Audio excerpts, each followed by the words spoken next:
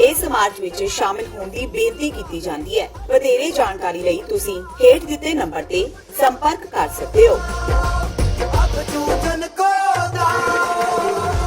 जून 6 2019 ਨੂੰ Washington DC ਵਿਖੇ Khalistan referendum 2020 rally. ਜੀ ਹਾਂ, ਅੱਜ ਤੋਂ 35 ਵਰ੍ਹੇ ਪਹਿਲਾਂ ਜੂਨ 6 1984 ਨੂੰ ਭਾਰਤੀ ਫੌਜਾਂ ਵੱਲੋਂ ਦਰਬਾਰ ਸਾਹਿਬ ਤੇ ਕੀਤੇ ਗਏ ਹਮਲੇ ਦਾ ਮੁਕਾਬਲਾ ਕਰਦਿਆਂ ਸੰਤ ਭਿੰਡਰਾਂਵਾਲੇ ਅਤੇ ਸੈਂਕੜੇ ਸਿੱਖਾਂ ਨੇ ਦਿੱਤੀਆਂ ਸ਼ਹਾਦਤਾਂ। ਇਸੇ ਸੰਬੰਧ ਵਿੱਚ ਜੂਨ 6 ਸ਼ਾਮ 4 ਵਜੇ ਤੋਂ 7 ਵਜੇ ਤੱਕ ਲਿੰਕਨ ਮੈਮੋਰੀਅਲ ਵਾਸ਼ਿੰਗਟਨ ਡੀਸੀ ਵਿਖੇ ਖਾਲਿਸਤਾਨ ਰੈਫਰੈਂਡਮ 2020 ਰੈਲੀ।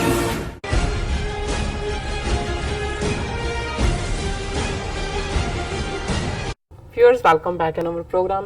जी डॉक्टर साहब हुण आपां गलबात करांगे अज दे विचार ते। जी डॉक्टर साहब की कहना चाहोगे?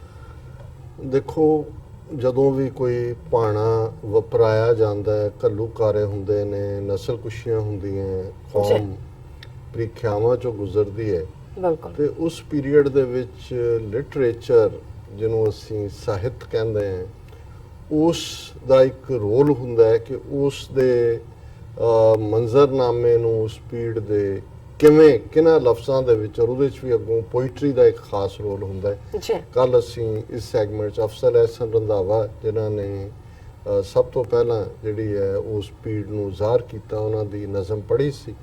ਔਰ ਦੋ ਖਾਸ ਜਿਹੜੇ ਇਸ ਦੌਰ ਦੇ ਸਾਡੇ ਸ਼ਾਇਰ ਜਿਨ੍ਹਾਂ ਨੇ ਇਸ ਬਾਰੇ ਲਿਖਿਆ, ਪ੍ਰਿੰਸੀਪਲ ਹਰਭਜਨ ਸਿੰਘ ਔਰ ਸਰ ਹਰਿੰਦਰ ਸਿੰਘ ਮਹਿਬੂਬ, ਕਿਉਂਕਿ ਕੱਲ੍ਹ ਦੇ ਪ੍ਰੋਗਰਾਮ 'ਚ ਵੀ ਅਸੀਂ ਮਹਿਬੂਬ ਜੀ ਦੀ ਜਿਹੜੀ ਹੈ ਨਜ਼ਮਾਂ ਸ਼ੇਅਰ ਕਰਾਂਗੇ। ਅੱਜ ਫੌਜਾਂ ਕੌਣ ਦੇਸ਼ ਵਿੱਚੋਂ ਆਈਆਂ, ਇਹ ਹਰਭਜਨ ਸਿੰਘ ਹੋਰਾਂ ਦੇ ਸੁਝਾਅ ਹੈ ਕਿ ਜਦੋਂ ਹਮਲਾਵਰ ਫੌਜ ਉਹਨੇ ਆਪਣੇ ਲੋਕਾਂ ਦੇ ਉੱਤੇ ਫੌਜ ਚਾੜੀ, ਤੇ ਇਵੇਂ ਕਦੇ ਨਹੀਂ ਸੀ ਹੁੰਦਾ ਕਿ ਆਪਣੇ ਦੇਸ਼ ਦੀ ਫੌਜ ਆਪਣੇ ਲੋਕਾਂ ਤੇ ਚੜ੍ਹ ਕੇ ਆਏ। ਤੇ ਉਹ ਸਵਾਲ ਉਹਨਾਂ ਨੇ ਉਨਵਾਨ ਹੀ ਨਜ਼ਮ ਦਾ ਦਿੱਤਾ ਹੈ, ਫੌਜਾਂ ਕੌਣ ਦੇਸ਼ ਵਿੱਚੋਂ ਆਈਆਂ, ਫੌਜਾਂ ਕੌਣ ਦੇਸ਼ ਤੋਂ ਆਈਆਂ, ਕਿਹੜੇ ਦੇਸ਼ ਤੋਂ ਕਹਿਰ ਲਿਆਈਆਂ, ਕਿੱਥੋਂ ਜ਼ਹਿਰ ਲਿਆਈਆਂ, ਕਿਸ ਫਨੀਅਰ ਦੀ ਫੂਕ ਕੇ ਜਿਸਨੇ ਪੱਕੀਆਂ ਕੰਧਾਂ ਢਾਈਆਂ, ਸੱਚ ਸਰੋਵਰ ਡਸਿਆ ਅੱਗਾਂ ਪੱਥਰਾਂ ਵਿੱਚ ਲਾਈਆਂ, ਹਰ ਕੇ ਮੰਦਰ ਵਿਉ ਦੀਆਂ ਨਦੀਆਂ ਬੁੱਕਾਂ ਪਰ ਵਰਤਾਈਆਂ, ਫੌਜਾਂ ਕੌਣ ਦੇਸ਼ ਤੋਂ ਆਈਆਂ। ਕਿ ਉਹ ਜਿਹੜਾ ਜ਼ਹਿਰ ਦਾ, ਉਹ ਸੱਪ ਦਾ ਸਿੰਬੋਲਿਜ਼ਮ ਯੂਜ਼ ਕੀਤੇ ਕਿ ਕਿਵੇਂ ਉਹ ਚਾਰ ਚਫੇਰਾ ਉਹਨਾਂ ਨੇ ਉਸ ਜ਼ਹਿਰ ਦੇ ਨਾਲ ਜਿਹੜਾ ਉਹ ਭਰ ਦਿੱਤਾ ਹੈ, ਸਰੋਵਰ ਨੂੰ ਵੀ ਡਸਿਆ ਔਰ ਪੱਥਰਾਂ 'ਚ ਵੀ ਅੱਗਾਂ ਲਾਈਆਂ ਉਸ ਨਫ਼ਰਤ ਦੀ ਅੱਗ ਨੇ। ਸਿਮਰਨ ਬਾਝੋਂ ਜਾਪ ਰਿਹਾ ਸੀ, ਐਲੇ ਜਨਮ ਗਵਾਇਆ, ਕਰ ਮਤਾ ਹੈ ਆਖਰ ਉਮਰੇ, ਇਸ ਕਾਫਰ ਰੱਬ ਨੂੰ ਧਿਆਇਆ, ਦਿੱਲੀ ਨੇ ਜਦ ਅੰਮ੍ਰਿਤਸਰ ਤੇ ਜੰਮ ਕਰ ਮੁਗਲ ਚੜਾਇਆ, ਹੈਵਰ ਗੈਵਰ ਤੋਂ ਵੀ ਤਕੜਾ ਜਦ ਲੋਹੇ ਯਾਨ ਦੌੜਾਇਆ, ਮੈਂ ਰੱਬ ਨੂੰ ਬਹੁਤ ਧਿਆਇਆ, ਫੌਜਾਂ ਨੇ ਜਦ ਸੋਨ ਕਲਸ਼ ਤੇ ਤੁਪਕ ਤਾਨ ਚਲਾਇਆ, ਖਖੜੀ ਖਖੜੀ ਹੋ ਕੇ ਡਿੱਗਾ ਜਦ ਮੇਰੇ ਸਿਰ ਦਾ ਸਾਇਆ, ਮੈਂ ਰੱਬ ਨੂੰ ਬਹੁਤ ਧਿਆਇਆ, ਸੱਚ ਤਖਤ ਜਿਨੇ ਢਾਇਆ ਸੀ ਉਸੇ ਜਦੋਂ ਬਣਾਇਆ, ਤਾਂ ਅਪਰਾਧੀ ਦੂਣਾ ਨਿਭਦਾ ਮੈਨੂੰ ਨਜ਼ਰੀ ਆਇਆ, ਮੈਂ ਰੱਬ ਨੂੰ ਬਹੁਤ ਧਿਆਇਆ, ਸਤਿਗੁਰ ਇਹ ਕੀ ਕਲਾ ਵਿਖਾਈ, ਤੂੰ ਕੀ ਭਾਣਾ ਵਰਤਾਇਆ, ਮੈਂ ਪਾਪੀ ਦੀ ਸੋਧ ਲਈ ਤੂੰ ਆਪਣਾ ਘਰ ਟਠਾਇਆ, ਮੈਂ ਰੱਬ ਨੂੰ ਬਹੁਤ ਧਿਆਇਆ।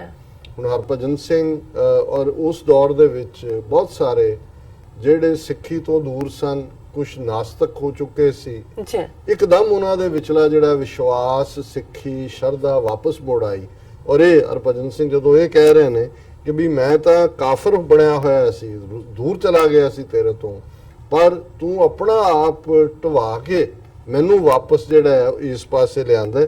ਪਰ ਉਹਦੇ 'ਚ ਉਹਨਾਂ ਨੇ ਖਾਸ ਤੌਰ ਤੇ ਦਿੱਲੀ ਨੇ ਜਦ ਅੰਮ੍ਰਿਤਸਰ ਤੇ ਜੰਮ ਕਰ ਮੁਗਲ ਚੜਾਇਆ, ਹੈਵਰ ਗੈਵਰ ਤੋਂ ਵੀ ਤਕੜਾ ਜਦ ਲੋਹੇ ਯਾਨ ਦੌੜਾਇਆ, ਟੈਂਕ, ਹੈਵਰ ਗੈਵਰ ਹਾਥੀ, ਘੋੜੇ। ਹੁਣ ਜ਼ਾਹਰ ਹੈ ਕਿ ਜਦੋਂ ਬਾਬਰ ਹਮਰਾਵਰ ਸੀ ਤੇ ਘੋੜਿਆਂ ਦੇ ਉੱਤੇ ਫੌਜ ਸੀ, ਇਹਨਾਂ ਦੀ ਹਾਥੀਆਂ ਉੱਤੇ ਸੀ ਪਠਾਨਾਂ ਦੀ। ਔਰ ਉਹਦੇ 'ਚ ਗੁਰੂ ਨਾਨਕ ਸਾਹਿਬ ਦੀ ਬਾਣੀ 'ਚ ਅਸੀਂ ਪੜ੍ਹਦੇ ਹਾਂ ਕਿ ਆਪੇ ਦੋਸ਼ ਨਾ ਦੇਈ ਕਰਤਾ ਜੰਮ ਕਰ ਮੁਗਲ ਚੜਾਇਆ, ਕਿ ਆਪਣੇ ਸਿਰ ਦੇ ਉੱਤੇ ਰੱਬ ਨੇ ਦੋਸ਼ ਨਹੀਂ ਲਿਆ, ਜਿਹੜੀ ਕਰਤੂਤ ਦਿੱਲੀ ਦੇ ਹਾਕਮ ਕਰ ਰਹੇ ਸੀ ਉਹਨਾਂ ਨੂੰ ਸਜ਼ਾ ਯਾਫਤਾ ਕਰਨ ਦੇ ਲਈ ਮੁਗਲ ਜਿਹੜੇ ਨੇ ਉਹ ਜੰਮ ਬਣ ਕੇ ਆਏ, ਮੌਤ ਦੇ ਐਂਜਲ ਬਣ ਕੇ ਆਏ। ਔਰ ਉਹਨਾਂ ਨੇ ਕਿਹਾ ਵੀ ਅੱਜ ਤਾਂ ਦਰਬਾਰ ਸਾਹਿਬ ਤੇ ਹੈਵਰ ਗੈਵਰ ਨਹੀਂ ਸੀ, ਹਾਥੀ ਘੋੜਿਆਂ ਦਾ ਹਮਲਾ ਨਹੀਂ ਸੀ, ਉਹਨਾਂ ਵਾਂਗ ਲੋਹੀਆਨ ਟੈਂਕ ਜਿਹੜੇ ਨੇ ਉਹ ਹਰਮੰਦਰ ਦੀਆਂ ਪਰਿਕਰਮਾ ਦੇ ਉੱਤੇ ਹਮਲਾਵਰ ਹੁੰਦੇ ਨੇ। ਔਰ ਉਹ ਕਹਿੰਦੇ ਨੇ ਕਿ ਵੀ ਮੈਂ ਔਰ ਤੋਪ ਨੂੰ ਕਹਿੰਦੇ ਨੇ, ਉਦੋਂ ਬਾਬਰ ਦੇ ਕੋਲ ਤੋਪ ਸੀ, ਇਹਨੂੰ ਉਹ ਵੀ ਗੁਰੂ ਨਾਨਕ ਸਾਹਿਬ ਦੀ ਬਾਣੀ 'ਚ ਹੈ, ਇਹਨੂੰ ਹਸਤ ਚੜਾਈ ਉਹਨੂੰ ਤੁਬਕ ਚਲਾਈ। ਅਜੇ ਨਵਾਂ ਤੋਪ ਚੱਲੀ ਸੀ ਕਿ ਇਹਨਾਂ ਦੇ ਕੋਲ ਹਾਥੀ ਸੀ, ਪਠਾਣਾ ਦੀ ਫੌਜ ਕੋਲ, ਦਿੱਲੀ ਤੇ ਜਿਹੜੇ ਹਾਕਮ ਸੀ ਉਹਨਾਂ ਦੇ ਕੋਲ ਤੋਪ ਸੀ। ਔਰ ਉਹਨਾਂ ਨੇ ਕਿਹਾ ਵੀ ਇੱਧਰ ਵੀ ਜਿਹੜੇ ਹਮਲਾਵਰ ਨੇ ਫੌਜਾਂ ਕੌਣ ਦੇਸ਼ ਤੋਂ ਆਈਆਂ, ਉਹਨਾਂ ਨੇ ਤੋਪ ਤਾਣ ਕੇ ਅਕਾਲ ਤਖਤ ਦੇ ਕਰਸ਼ ਦੇ ਉੱਤੇ ਚੜਾਈ ਤੇ ਅਖੀਰ 'ਚ ਉਹਨਾਂ ਨੇ ਕਿਹਾ ਸ਼ਾਮ ਪਈ ਤਾਂ ਸਤਿਗੁਰ ਬੈਠੇ ਇੱਕੋ ਦੀਵਾ ਬਾਲ ਕੇ, ਪਰ ਕਰਮਾਂ ਚੋਂ ਜ਼ਖਮ ਬੁਲਾ ਲੇ, ਸੁੱਤੇ ਹੋਏ ਉਠਾਲ ਕੇ, ਜ਼ਹਿਰੀ ਰਾਤ ਗਜ਼ਬ ਦੀ ਕਾਲੀ, ਕਿਤੇ ਕਿਤੇ ਕੋਈ ਤਾਰਾ ਸੀ, ਭਿੰਨੜੇ ਬੋਲ ਗੁਰੂ ਜੀ ਬੋਲੇ, ਚਾਨਣ ਵਿੱਚ ਨੁਹਾਲ ਕੇ, ਅੱਜ ਦੀ ਰਾਤ ਕਿਸੇ ਨਹੀਂ ਸੌਣਾ, ਹਾਲੇ ਦੂਰ ਸ਼ਹੀਦੀ ਹੈ, ਅਜੇ ਤਾਂ ਸੂਰਜ ਰੋਸ਼ਨ ਕਰਨਾ, ਆਪਣੇ ਹੱਥੀਂ ਬਾਲ ਕੇ, ਨਾ ਕੋ ਵੈਰੀ ਨਾਹੇ ਬਗਾਨਾ, ਸਤਿਗੁਰ ਦਾ ਸਭ ਸਦਕਾ ਹੈ, ਪਰ ਵੇਖੋ ਜਾਬਰ ਲੈ ਨਾ ਜਾਏ, ਪਰ ਪ੍ਰਤੀਤ ਉਦਾਲ ਕੇ। ਹੁਣ ਇਹਦੇ ਵਿੱਚ ਇੱਕ ਬੜਾ ਜ਼ਬਰਦਸਤ ਸਿੰਬੋਲਿਜ਼ਮ ਹੈ ਕਿ ਚਾਰ ਚਫੇਰਾ ਹਨੇਰਾ ਹੈ, ਸਿੱਖਾਂ ਦੇ ਵਿੱਚ ਵੈਰਾਗ ਹੈ, ਹੈਲਪਲੈਸਨੈਸ ਹੈ। ਇਵੇਂ ਹੀ ਹੈ ਜਿਵੇਂ ਮੱਕਾ ਦੇ ਉੱਤੇ ਅਟੈਕ ਹੋਏ ਔਰ ਗਾਇਬ ਹੋ ਜਾਏ ਮੱਕਾ।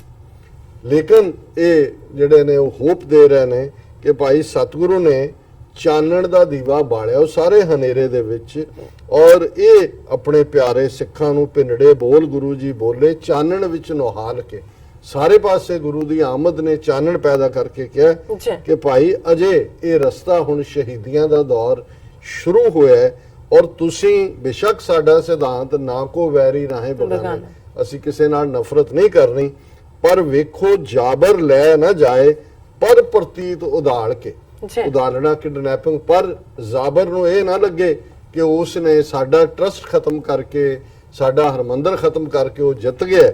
ਇਹ ਚੈਲੰਜ ਜਿਹੜਾ ਹੈ ਉਹ ਜ਼ਾਲਮ ਨੂੰ ਕੌਮ ਦੇਗੀ। ਸੋ ਬੜਾ ਜ਼ਬਰਦਸਤ ਸਿੰਬੋਲਿਜ਼ਮ ਹੈ। ਔਰ ਅਸੀਂ ਕੱਲ ਹਰਿੰਦਰ ਸਿੰਘ ਮਹਿਬੂਬ ਹੋਰਾਂ ਦੀ ਜੀ ਡਾਕਟਰ ਸਾਹਿਬ ਤੁਹਾਡਾ ਬਹੁਤ ਬਹੁਤ ਸ਼ੁਕਰੀਆ ਇੱਥੇ ਲੈਣੇ ਆਪਣੀ ਵਿਊਅਰਸ ਕੋਲ ਇਜਾਜ਼ਤ। ਵਿਊਅਰਸ ਸਾਡੇ ਪ੍ਰੋਗਰਾਮ ਦਾ ਸਮਾਂ ਇੱਥੇ ਸਮਾਪਤ ਹੁੰਦਾ। ਤੁਸੀਂ ਆਪਣੀ ਰਾਏ ਤੇ ਸੁਝਾਅ ਸਾਨੂੰ ਭੇਜਣਾ ਭੁੱਲਣਾ ਸਾਡੇ ਇਸ ਪਤੇ ਤੇ sos@tv84.tv ਤੇ ਅਸੀਂ ਆਪਣਾ ਪ੍ਰੋਗਰਾਮ ਲੈ ਕੇ ਫਿਰ ਦੁਬਾਰਾ ਹਾਜ਼ਰ ਹੋਵਾਂਗੇ। ਤਦ ਤੱਕ ਲਈ ਮੈਨੂੰ ਤੇ ਆਪਣਾ ਸੁਣਾ ਗਿਆ ਦੋ ਦੇਖਦੇ ਰਹੋ TV84। ਬੁਲਾ ਦਿਓ ਫਤਿਹ। ਵਾਹਿਗੁਰੂ ਜੀ ਕਾ ਖਾਲਸਾ, ਵਾਹਿਗੁਰੂ ਜੀ ਕੀ ਫਤਿਹ।